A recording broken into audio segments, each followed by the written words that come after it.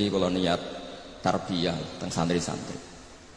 Sedanten redaksi tentang maulid kula pilih beberapa. Asyroko dadi mencorong. Kenapa tidak milih kata anaro? Kalau anaro itu padang tapi sudah menyengat. Kalau asyroko itu padang tapi enak. Kira-kira jam 8-9. Sehingga beliau memilih kata asyroko. Dulu Syekh Abdurrahman Ad-Dibaghi milih kata asyrokol badru alaina. Karena al-badru itu simbol kesempurnaan. Itu juga baik. Tapi Sayyid Ali milih al-kaunu karena yang harus senang dengan kelahiran Rasulullah SAW itu semuanya, bukan sekedar rembulan. Itu pilihan-pilihan kata berdasar isek, berdasar dzauq. Yang al-badru karena mewakili kesempurnaan, simbolnya adalah Lailatul Badri. Al-kaunu mewakili hakikat bahwa hadzal kaunu kulluh yafrah bi Rasulullah SAW. Kalau kemarin disuruh Mas Ura disuruh sama Gus Yasin Putra Bambun untuk ngisi maulid di dalam beliau. Saya menerangkan bahwa orang itu harus senang. Kata Sayyid Muhammad SAW, faman angkarol maulida faqila lahu, misalnya lima datafrahu bi maulidin nabi, apa bisa menjawab? Misalnya kita punya anak, saya beri contoh, punya anak keriting, wireng, gendut, raine kok bapake lah kira-kira gitu. Iku wae diakekoi seneng kelahiran anak, padahal prospeknya enggak jelas. Sok ben nakal ta ora kok bapake ora jelas, iku wis seneng. Lho iki lahire nabi diseneng-senengno kok dieskali. Artinya maulidu hadzal nabi ini jelas al-maktubah membawa sa'adatut daren, pasti membawa sa'adatut daren. Lho ono wong seneng kok disoal, itu pakai logika apa? Anak kita yang lahir gak jelas masa depannya aja kita seneng. Kira-kira ngoten logika maulid. Sebab itu redaksi seneng itu ekstrim tentang beberapa teks. Sehingga diredaksikan fatrobu ya halal masani. Toroban itu seneng yang agak kaul, agak berlebihan. Sebetulnya di kamus itu ya agak-agak joget maknanya toroban. Tapi kalau tak maknanya gitu, masa kiai-kiai joget kan ribet ya. Tapi toroban itu seneng yang sudah tidak terkendali. Jadi toroban itu al-farah yang melahirkan gerakan tubuh, itu torob. Makanya di situ tidak dikatakan fafrohu tapi fatrobu. Jadi senang yang sampai melahirkan gerakan tubuh. Ya halal masani terus. Fahazarul yumni gharrat. Mongkau tai peparing sing serba barokah. Yumnun ini maknanya kanan. Orang Arab dalam balaghatul Arab, kanan itu simbol kebenaran, simbol keberkahan. Sehingga ketika kebenaran disebut ashabul yamin, ketika salah disebut ashabus shimal. Jadi itu ibarat yang luar biasa. Fahazarul yumni, apa yang dilakukan Nabi itu semuanya berkah.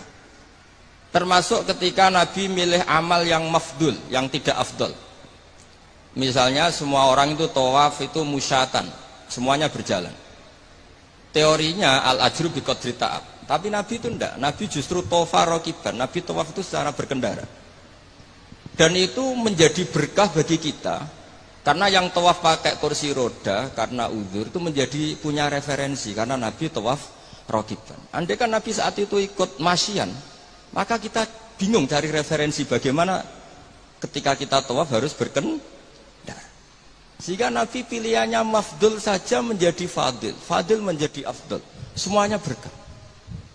Bahkan saya pernah bikin statement, andai kan Nabi Isa sholat khusyuk dengan Rasulullah SAW makan biasa, itu kualitasnya itu bagus Nabi makan. Kenapa? Nabi Muhammad jadi Nabi itu setelah Nabi Isa karena baiknya, saking baiknya dituhankan. Jika Nabi untuk melawan nafyur rububiyah an Muhammadin SAW dan memaklumatkan bahwa innama huwa abduhu wa rasuluh, itu kalau makan diperlihatkan. Nabi itu kalau dahar kadang di depan rumah dan tidak pati-pati priayi gitu, yakulu kama yakulul abdu, dan itu sengaja. Sehingga ada orang fasikoh liwat, ahadalladzi yas'umu annahu nabiyyun ya'kulu kama ya'kulul abdu. Ini tahu orang yang klaim jadi nabi. Cara makannya kok gak priayi, kayak makannya abdun. Si perempuan tadi maknani abdun itu budak. Tapi Nabi santai saja ngendikan, ayu abdin a'badu minhu. Ya memang saya budak terbaik. Muridan bidzalika annahu abduhu wa rasuluh. Itu kata para ahli tafsir, dikatakan gerakan seperti ini penting bagi seorang Rasulullah Muhammad SAW Yang beliau jadi nabi setelah kecelakaan Isa dituhankan karena terlalu khusyuk. Nah, kula bagian riwayat yang bagian gak khusyuk ini karena ini. Jadi sing khusyuk nggih monggo, yang gak khusyuk kados kula nggih monggo, itu ada referensinya lah. Sehingga Allah kadang muji nabi itu sederhana. Nabi itu siapa? Orang yang makan. Ini bagi pengkaji tauhid dan tahu sejarah, makan itu penting sekali. Karena hanya dengan cara itu orang nggak akan diduga sebagai Tuhan. Nah, di sini ketika Allah muji Nabi Isa, mal masih ibnu Maryam illa rasul qad khalas min qabli rusul wa ummuhu siddiqah kana yakulanit ta'am. Coba kalau Anda jadi orang alim, misalnya ketua MUI atau ketua NU, terus dipuji kiai ini tukang makan, itu pasti tersinggung. Mbok yo dipuji tukang qiyamul lail tadalail kan keren, ini dipuji hanya sekedar makan. Seorang rasul dan beberapa rasul bahkan kadang Quran mujinya hanya gitu. Wa ma arsalna qablaka minal mursalin illa innahum la yaquluna ta'ama wa yamshuna fil aswaq. Tapi makan di sini beda dengan makan kita. Kalau makan kita kan kepengen wareg, kepengen gendut, kepengen kuat, mbok kuat apa ora ros pokoke. Makanya Nabi itu beda dengan kualitas A, yaitu nafyur rububiyah dal al-i'lam bi annahu abdullah wa rasul. Jadi Nabi gerakannya itu sholatnya ya ibadah, makannya ibadah, goyonya ya ibadah, gojlokannya juga ibadah, diamnya juga ibadah. Itu disebut fahazarul yumni gharat. Gharat itu maknanya juga nyanyi, gharat itu rengeng-rengeng nyanyi. Jadi kalau suwun nas, pokoknya seneng tenanan, seneng banget. Walana busyra napa bisadin mustamirin laisa yanfat haitsu utina atau an jama'al fakhral mu'abbad. Jadi walana lan iku berhak kedhe kita al busyra ta seneng. Seneng bisadin kelan kebahagiaan sifate sadin mustamirin kang abadi. Laisa kang ora ana apa sadu iku yanfatu ilang apa sadu. Haitsu utina atau an jama'al fakhral mu'abbad. Jadi ketika muji Allah ya gitu. Fali rabbi kullu hamdin jalla ayakhsurahul ithabana biwujudi Mustafa al-Hadi Muhammad. Ada yang meredaksikan Sa'ada Abdun Kotamal Lawan Jala Anhul Hazinu. Ada yang meredaksikan Bushrolana Ninal Munazaral Ana Wafal. Jadi kalau mau lihat kok susah itu gak boleh. Apalagi tarian terus wong susah itu gak boleh. Tapi nak berkata enak juga gak boleh karena harus seneng gitu. Jadi ini udang ini tadi tak gosok ini. Saya ini keluarga sini, Mbah Basah lahirnya di sini diundang jadi ngirit mungkin tidak tahu saya. Tapi bagus, saya juga gak harap-harap ini kan malah saya dosa ini kalau.